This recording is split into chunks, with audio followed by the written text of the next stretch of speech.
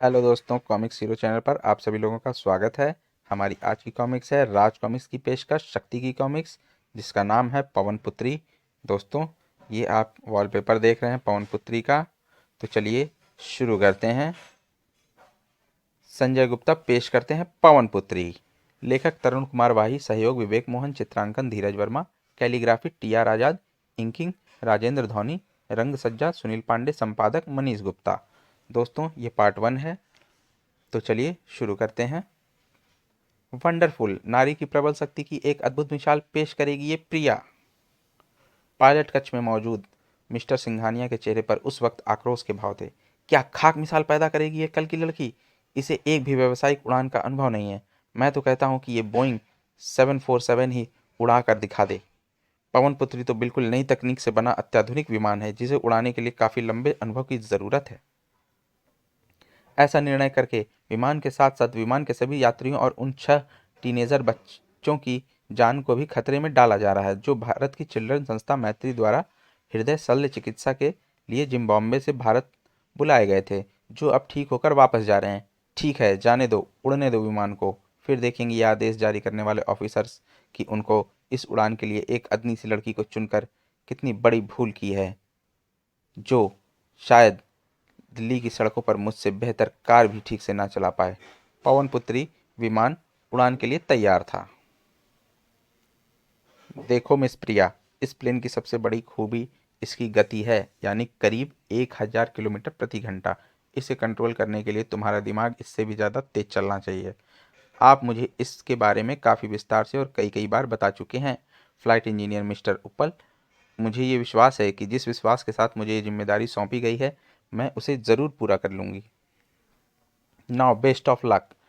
पवन पुत्री की उस उड़ान को हजारों कैमरों की आंखों ने कैद किया। वी बड़ी सधी हुई और परफेक्ट उड़ान थी ये। मार्वलस। उड़ान की दुनिया में आज प्रिया ने एक इतिहास लिख दिया है। इतिहास तो विमान अब लिखेगा ही, क्योंकि मैंने इसके एक इंजन के पंख के नटों को लूज कर दिया है। प्रिया की खुशी का कोई ठिकाना ना था। कॉन्ग्रेचुलेशन मैडम प्रिया। ओह थैंक्स, पर इस कामयाब उड़ान में मैं तुम्हारे सहयोग को कभी नहीं भूल सकती। बधाइयों का तांता लग गया। प्रिया बधाई, वेरी गुड प्रिया, बधाई हो, congratulation Priya. I am proud of you my daughter. Priya my dear, you are really genius pilot, I love you. और उस बधाई संदेश ने तो सबको मंत्र मुग्ध ही कर दिया। पवन पुत्री को उड़ाकर नारी को जो गौरव तुमने दिया है, उसके लिए तुम्हें शक्ति की बधाई।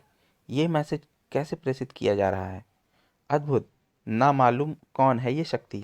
एक्सीलेंट मैडम, अपना इलाज कराकर अपने वतन लौट रहे 6 मासूम बच्चों और अन्य यात्रियों की ओर से ये बुके आपकी कामयाबी के लिए। वाओ।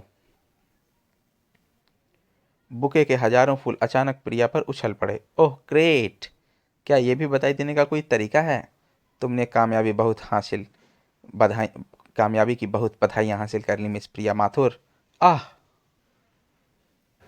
और अब जो होगा वो बड़े मेंटल यानी मेरी कामयाबी के लिए होगा। Don't move. हम इस प्लेन को हाईजैक कर रहे हैं। हाईजैक? हाईजैक? ये लोग हथियार लेकर विमान में कैसे चढ़ गए? हा हा हा हा हा। मुझे हथियारों सहित विमान में पहुंचाने में मदद तुम्हारी विभाग के एक सीनियर पायलट मिस्टर सिंघानिया ने की है। अब अपने अधिकारियों से फौरन कांटेक्ट करो और उन्हें मेरी मांग बताओ। क्या चाहते हो? अपने छोटे भाई अपने भाई छोटे मेंटल की रिहाई, जो उस वक्त टाडा में तिहाड़ जेल में बंद है। सॉरी, जो इस वक्त टाडा में तिहाड़ जेल में बंद है। देखो, तुम बच नहीं सकते, तुम्हारी भलाई इसी में है बड़े मेंटल, कि तुम सरेंडर कर दो। बकवास बंद करो। अभी 5 मिनट के अंदर निर्णय लो कि तुम मेरे भाई को छोड़ रहे हो या नहीं, वरना 5 मिनट बाद पहले बच्चों की लाशें गिरेंगी और उसके बाद एक एक करके सारे यात्रियों की। आखिर में तुम्हारी भारत की पहली होनहार महिला पायलट की लाश गिरेगी। प्लेन को जिम्बाब्वे की तरफ ही जाने दो। खबरदार, कोई गड़बड़ी की तो खोपड़ी को गोलियों से भर दूंगा। और हाँ, विमान की गति कम करो। मुझे जिम्बाब्वे पहुंचने की कोई जल्दी नहीं है। तुम अब जहां पहुंचोगे वो जगह या तो नरक होगी या जेल। उफ। जंगली बिल्ली, बहुत हाथ चलते हैं तेरे। आह। ना चाहते हुए भी प्रिया के मुंह से करा निकल ही गई, जो बिजली बनकर चंदा के जेहन में गूंजी। आह। बुरी तरह थरथराया उसका शरीर। ओह, ये तो वही लड़की प्रिया है जो कि संकट में है। इस बार मैं क्वीन वाली गोटी को जीत कर रहूंगी भाभी। ये मारा, क्वीन के साथ ही दूसरी गोटी भी होल में गई। अरे भाभी, आपको क्या हुआ? आ, कुछ नहीं भाभी, आज मैं आपका कोई बहाना नहीं चलने दूंगी, क्योंकि ये बाजी मेरे हाथ लग रही है। आपको पूरा गेम खेलना पड़ेगा, लेकिन अगर मैं नहीं गई तो बाजी मेरे हाथ से निकल जाएगी। उफ, ये ममता तो मुझे उठने ही नहीं दे रही। जबकि चीख सुनते ही शक्ति मेरे अंदर प्रवेश कर गई है, जिसके कारण मेरा शरीर थरथरा रहा है। और ये स्थिति तब तक रहेगी जब तक मैं शक्ति बनकर प्रिया की मदद को नहीं पहुंच जाती। खट। जबकि इधर अब संकट और बढ़ने जा रहा था। खच।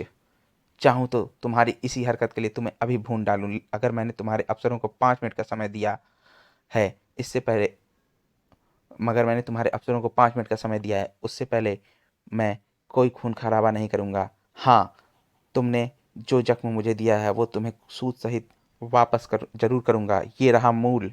आह। खच। आह। और ये रहा सूद। खच।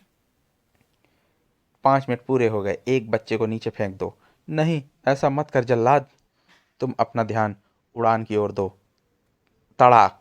आह। सैम, बड़े मेंटल ने एक बच्चे को नीचे फेंक देने का आदेश दिया है। मैं बच्चों को लेकर लगेज चैम्बर में जाता हूँ। चलो, उठो तुम। आह। और नहीं, आह बचाओ। उस मासूम चीख ने चंदा का वजूद हिला दिया था। अब वह शक्ति को अपने ऊपर हावी होने से और नहीं रोके रख सकती थी। तुम इतना हिल क्यों रही हो भाभी? निशाना ठीक कैसे लगेगा?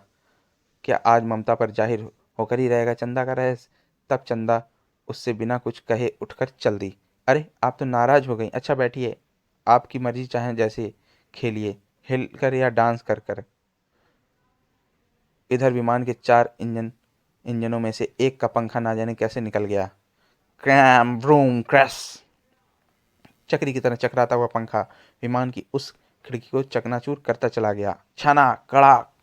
खिड़की के टूटते ही वायु दाब के कारण मानो तबाही आ गई। सीटों को कसकर पकड़ लो, हेल्प हेल्प। उफ, ये क्या हुआ? धम। उफ माँ, धम धम। बड़े मेंटल के भी होश ठिकाने लग रहे थे। ये विमान को झटके क्यों लग रहे हैं? यात्री कक्ष में ना जाने कैसे वायुदाब बढ़ गया है और विमान का एक इंजन भी बंद हो गया है। अब इस प्लेन को बचाना मुश्किल है। शक्ति के क्रोध से चंदा का बचना भी मुश्किल लग रहा था। क्या कर रही है चंदा? खड़ी हो, चल यहाँ से, इसे थप्पड़ मार कर बेहोश कर दे।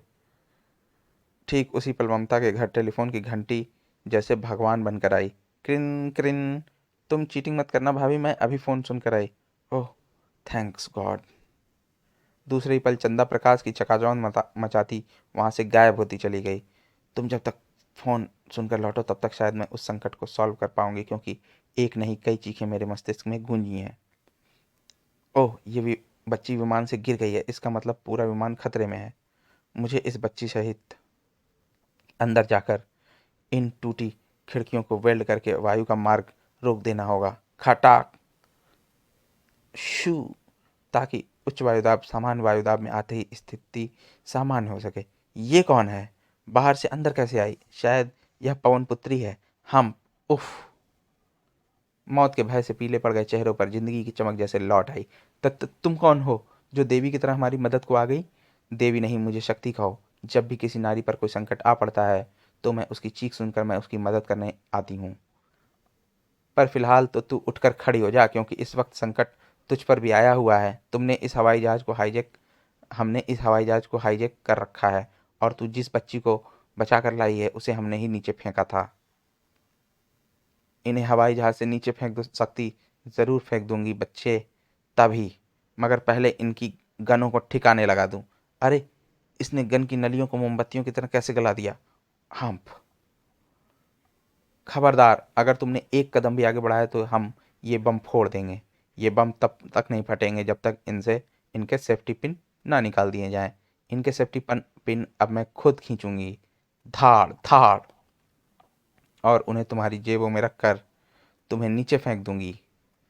और फिर दोनों चारों धमाकों के साथ ही उन आतंकवादियों के चिथड़े हवा में उड़ गए। दरवाजा कब खुला कब बंद हुआ इसका एहसास तक भी किसी यात्री को ना हुआ। और जब शक्ति वापस लौटी तो शक्ति, इनका लीडर कॉकपिट में गया है। ओह, ये तो वंडर वुमैन है, परमाणु की तरह की कॉकपिट में। ओह, पता नहीं कैसे वायुदाब अपने आप ही सामान्य हो गया, मगर इंजन डैमेज होने के कारण विमान का लोड दूसरे इंजनों पर हो गया है। अगर जल्दी ही विमान को लैंड ना करवाया गया तो दूसरे इंजन भी खराब हो जाएंगे, विमान में आग भी लग सकती है। तुम मुझे बेवकूफ़ बनाने की कोशिश कर रही हो। ये सारी गड़बड़ मुझे घबराने के लिए तुम खुद कर रही हो। आह, नहीं। तभी, हेलो पवन पुत्री, बड़े मेंटल, हम तुम्हारे भाई छोटे मेंटल को छोड़ रहे हैं। उसके लिए एक हेलीकॉप्टर का इंतजाम भी कर दिया गया है। हेलीकॉप्टर में सवार होते ही वो तुमसे बात करेगा। तुम वहाँ कोई खून खराबा मत करना। दोस्तों, हमारे इस कॉमिक्स का पार्ट 1 यहीं पर समाप्त होता है, और अब मिलते हैं इसके पार्ट 2 में, जिसका लिंक आपको इसके डिस्क्रिप्शन में दिया हुआ है। आप इसे वहाँ पर खोलकर पढ़ सकते हैं। तो मिलते हैं पार्ट 2 में। धन्यवाद।